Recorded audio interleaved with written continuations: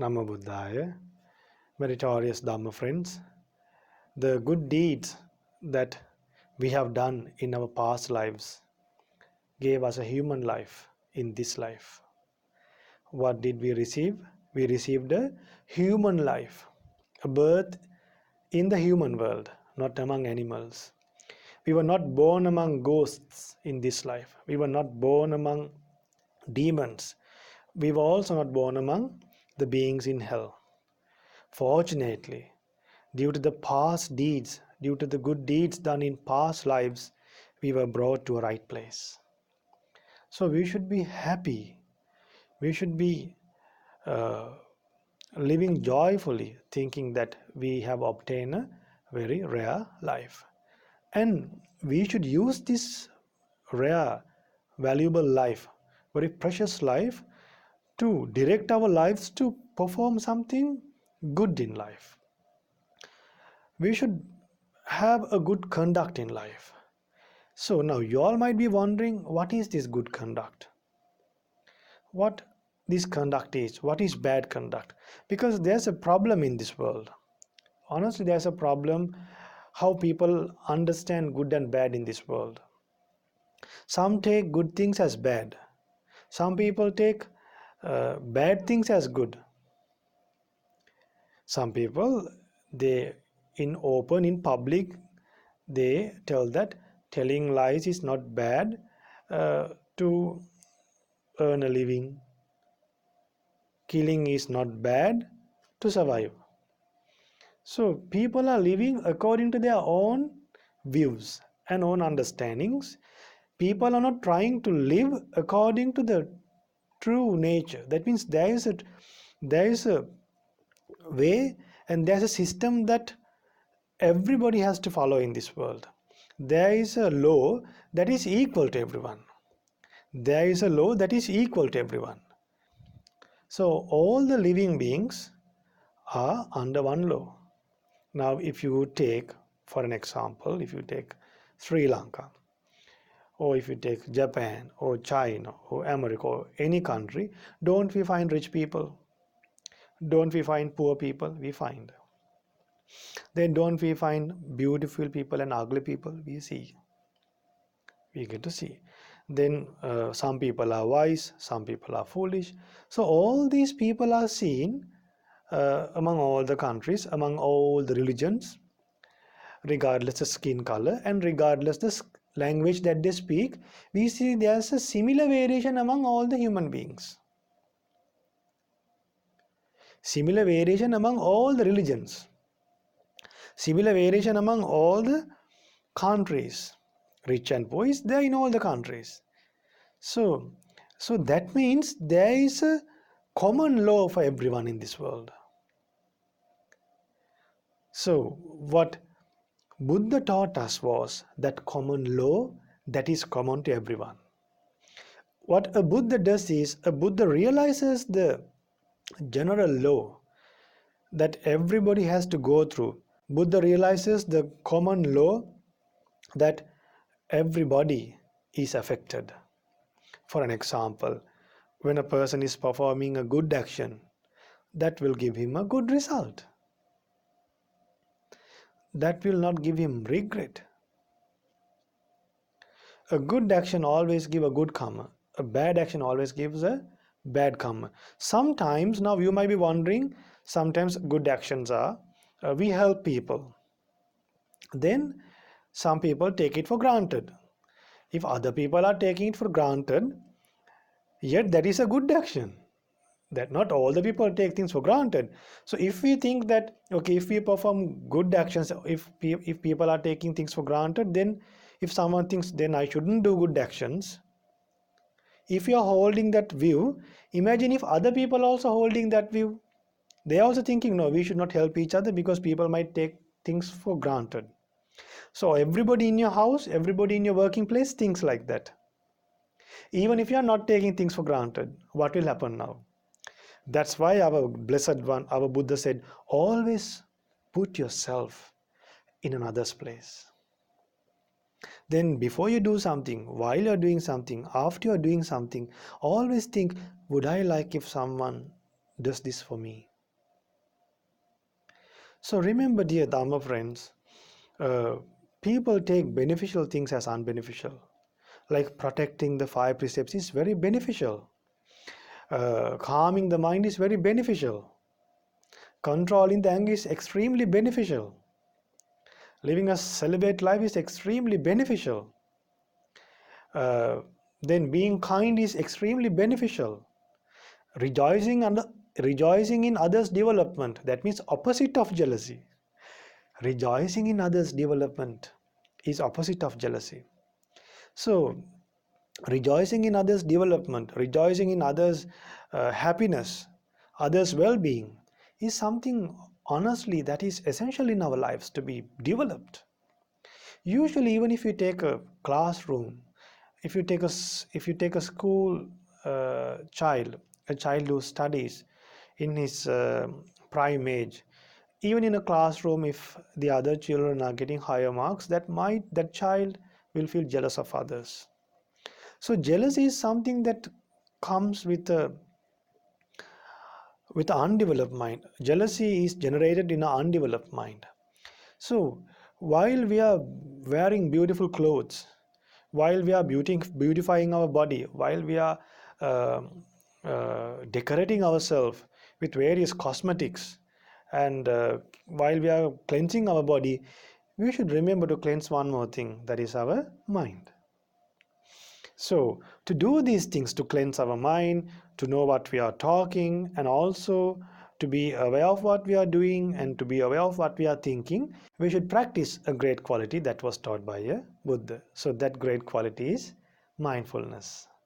So, we have been learning the Mahasatipatthana Sutta so far, and today we are going to learn the section on repulsiveness, Asubha meditation. So let's first of all go for refuge to Buddha Dhamma Sangha and observe five precepts and go for the sermon. Namo tassa bhagavato arahato samma sambuddhassa. Namo tassa bhagavato arahato samma sambuddhassa. Namo tassa bhagavato arahato samma sambuddhassa. Buddhang saranang gacchami.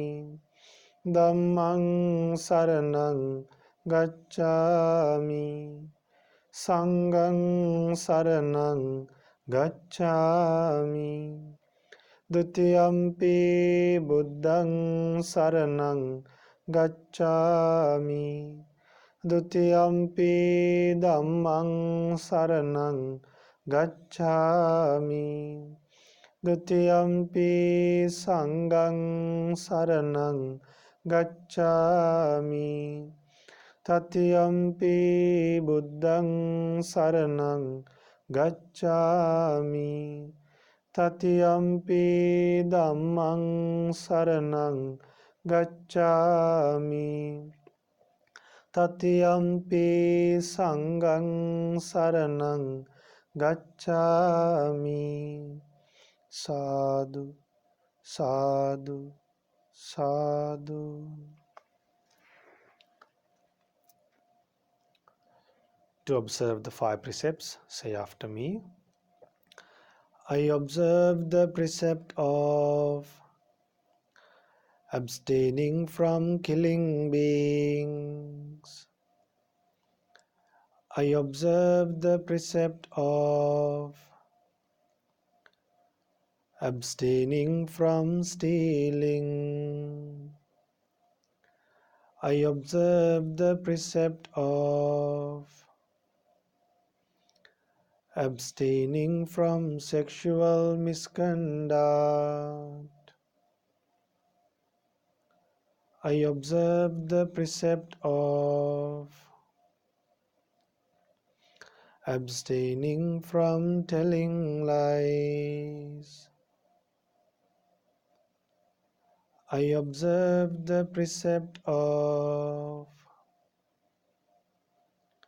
abstaining from taking. intoxicating drinks and drugs. I follow these precepts for happiness in this life, for rebirth in heaven, and to realize the Four Noble Truths. In this Gautama Buddha's dispensation. Sadhu, sadhu, sadhu. Namo Buddhaya. Dear Dhamma friends, today you all are going to learn section on repulsiveness. In the beginning of this program, I reminded you all that we got this human life as a result of doing wholesome deeds. So for us to keep on practicing wholesome deeds, for us to keep on developing wholesome deeds, we need mindfulness. Because if we do not want to decline from this human life, if we do not want to fall to a bad destination, to a bad life, we need to protect our this life and next life with the help of mindfulness. So to cultivate wholesome deeds, we need mindfulness. So that's why we explain you about karma. Then I reminded you all that Buddha taught that there is a common nature for all of us. There is something, a common law for all of us. So we are all uh, under one law. So that law is the cause and effect theory. That law is the cause and effect law. So since we are uh, living under that effect, under that according to that nature, we should direct our lives according to the Buddha's realization. So the Buddha's realization is the the way how things happen in this world, the true way how things happen, which we don't see it with an undeveloped mind. That's why now today, from this meditation technique, from especially from this section, you will understand all this time how we have been looking at our body, the way we have been accepting our body, and the way we have been watching other people's body, and how much we have fallen into trouble by looking at this body in a wrong way, by seeing at this body, by using this body and understanding this body in a wrong way, how much we had troubles in life, how much we were disturbed, how much we suffered, how much we put other people in trouble because of not understanding the true nature of the body. So, the true nature of the body was totally realized by a Buddha. Since we are learning the Kayanupassana section, uh, we will be able to learn about the true nature of the whole body, and that learning will help us to be detached to this body. And once you are detached to the body, you will not suffer because of this body. When the body changes, we won't suffer. So when we are attached to the body, when the body changes, when the body gets weak, when this body gives you suffering, when this body give you pains, we suffer. That's because we are attached to the body. And if someone insult you, even if someone insult you, you get angry at that person. So that much we are attached to the body just because of few words. Now insulting, if you look at it from another point of view, a person's insult, it's just few words. Actually, if we did not hear that, we don't get angry. So after hearing it and thinking unwisely will make us angry. So remember, we are living as human beings while we are attached to the body that we are using. So we can use this human life, we can live in this human world without being attached to the body. Then even if someone's called you to your body, then the advantage is, since you are not attached to the body, even if someone insults you, even if this body gives you pain, even if there's an alteration in this body, Even if this body gets weak, you are mentally not ill. There you won't suffer mentally. So don't you need that protection? It could be a Christian, it could be a Muslim, any person, any human being. What do you think about that protection of keeping the mind unaffected even the body is affected? Keeping the mind unaffected even the body is affected. What do you think that protection? Can $1 million do that? Can even $10 million give that protection even if the body get affected, the mind is not affected? So mindfulness can give you that protection. The amazing great quality being mindful about the body will give you that protection. So today I'm going to teach you the true nature of the body from the Mahasatipatthana Sutta. So we are used to look at this body as a pleasant thing, as a valuable thing, and as an appealing thing, and as a beautiful thing. When we look at our own body or other people's body, we consider the shape, and if there's no shape, we will try to shape it up. And if we do not have enough muscles, we will try to build muscles, and we will take uh, healthy food to maintain this body. And we are with an attached mind to the body, we try to maintain this body. But remember, one day we will come to a stage where we will not have any control over this body. Once we come to that stage, what can we do? Imagine how much healthy foods you take once you become 80 or 90 years. What can those healthy food do? Sometimes most of the old people, they can't even swallow the food after they get old. They can't even open their mouths.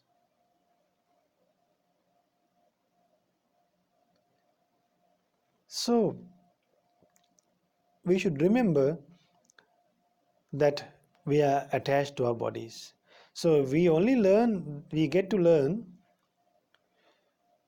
So only after Buddha reminds us, we know that we were attached to the body and we are attached to the body. So how to overcome this attachment towards the body? Okay, that's where this Satipatthana Sutta preaches you, helps you. Punacha param bhikkave bhikkhu imameva kayang uddam padatala adoke samattaka tachapariyantam pura nanappakara sasichino pachavekkati. A monk considers this body upwards from the soles of the feet and downwards from the tips of the hair enclosed in skin as full of many kinds of impurities.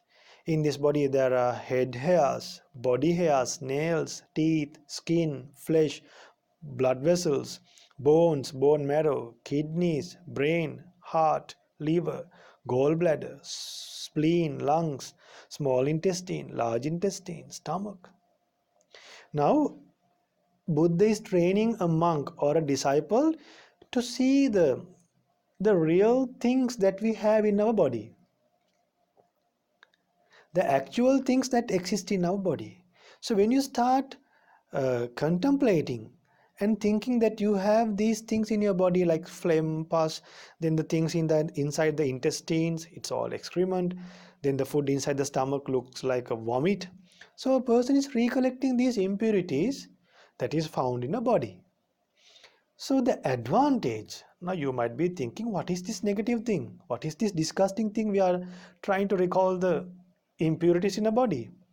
Well, it is not negative. What negative is seeing the external appearance and not knowing the reality. That is negative. What positive is seeing the reality. Once you start seeing these impurities, you are getting detached to the body. Then the lust that arises in your mind will reduce and decrease and abandon finally. Now what happens? Why people engage in sexual misconduct?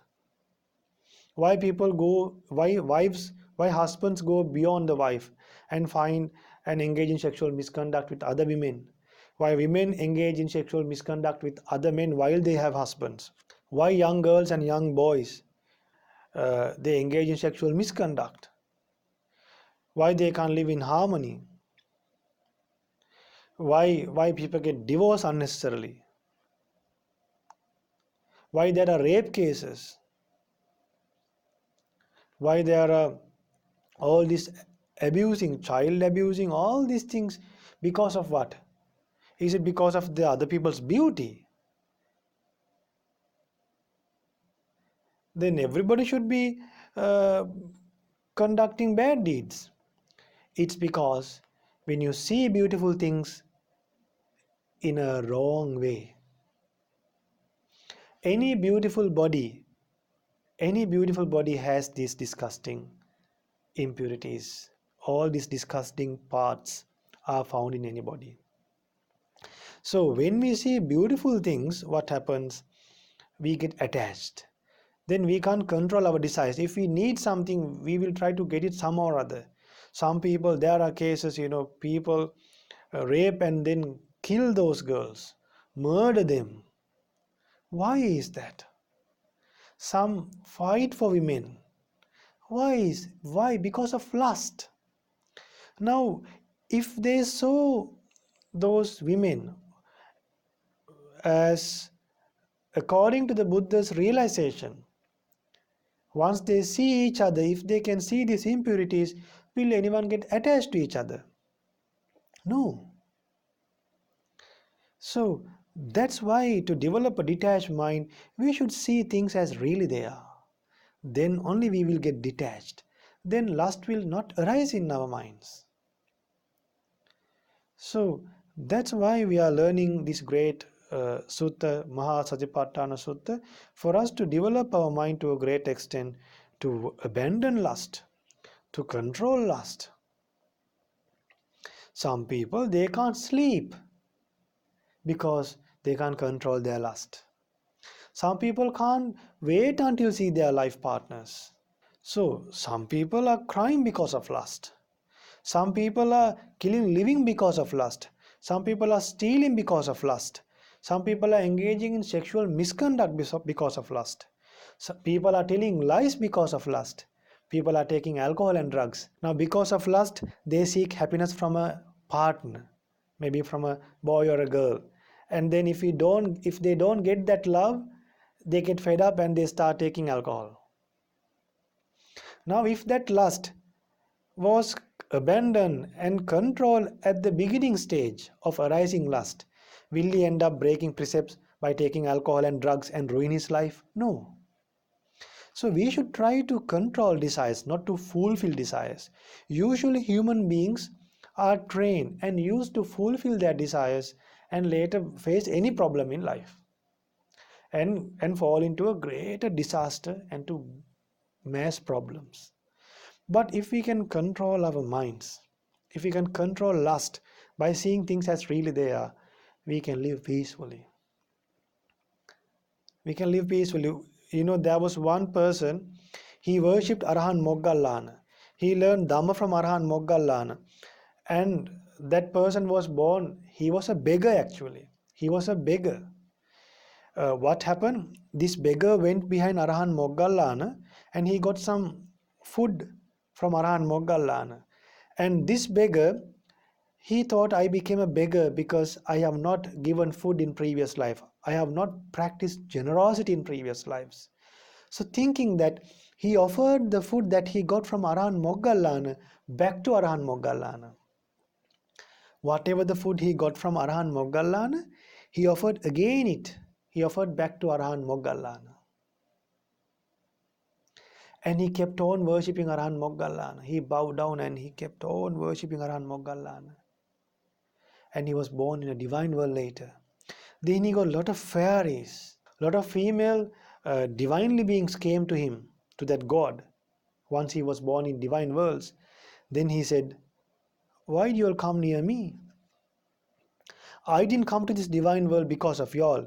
I came to this divine world by worshipping Arhan Moggallana, by going refuge to Buddha Dhamma Sangha, being grateful to Arhan Moggallana, as a veneration to Arhan Moggallana, as a valuable gift to Arhan Moggallana, as a valuable offering to Arhan Moggallana. I will live a celibate life from today onwards. I will not engage in any sexual activities. Even there are 60,000 fairies in front of me. Now see a developed mind, the nature of a developed mind. Remember, engaging in sexual misconduct, sleeping, taking alcohol, even if we do that until we die, no one will get satisfied. Sleeping, taking alcohol, drugs, and engaging in sexual misconduct is something that a person will get never satisfied. Sleeping, taking alcohol and drugs, and engaging in sexual misconduct. So if we control lust, all these things can be abandoned. And some people, they suffer a lot because of lust. They can't stick to a life partner. They can't stick to a husband. They can't stick to a wife. So all this problem causes anger, hatred. Because of lust, later they will suffer because of hatred. So why we want to live like so why do we need to suffer when we have a good way to live? So if we practice the Asubha meditation, if you think in iti ajjatang va kaya kayanupassana viharati. So if you think that my body has 32 impurities, other people also have these 32 impurities. In all these bodies, in mine and others, all these bodies have impurities. So this body is made out of these impurities. So this body has a disgusting nature. When you think like that, you get detached to your body and other people's body. And when you die one day, there's no attachment towards anyone. Without crying, you can die. While you are living, you can see anyone who's so beautiful, but what you see is the impurities within them. Honestly, the extent this body is covered by clothes. Once this body is covered by clothes and cosmetics, you can't see the reality. What we see is a delusion, not the reality. So we get deceived for what we see from externally. Why? We don't have a developed mind to see the reality. So there are people to make electronic items, aeroplanes, then vehicles, all these things, but other than a Buddha, no one is able to see this reality in a body and to develop the quality to be detached to something. Today you learned something to be detached, that is Asubha meditation. So I will teach you I can guide you for few parts, and we will attach the meditation to the video in the description. You can follow the mindfulness of the impurities of the body. So this is how you contemplate the 32 impurities. Since head hairs on this body are rotting away, smelling, living on a filthy body, and deteriorating, head hairs are disgusting to see and touch. Then since body hair on this body are rotting away, smelling, living on a filthy body, and deteriorating, body hairs are disgusting to see and touch. So close your eyes and contemplate all the 32 impurities. Then always you see these impurities in your body and other people's body.